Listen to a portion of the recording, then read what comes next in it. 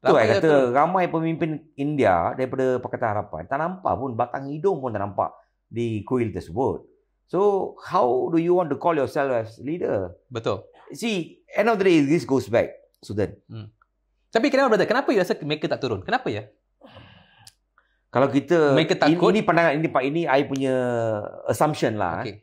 Sekarang kan pemilihan PKR tengah berjalan. Okay. So kalau mereka cakap lebih-lebih nanti kan takut kalah. Oh, takut kena pancung lah. Takut kena pancung. Okay, faham.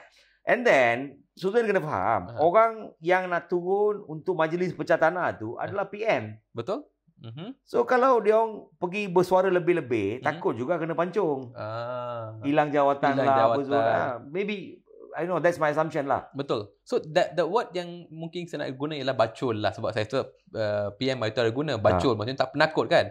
So mungkin mereka penakut lah untuk go against PM. Exactly. Tetapi as a Indian community leader, sometimes you have to make unpopular statements against your boss. Yep. Untuk give out your views. Betul. Untuk masyarakat India.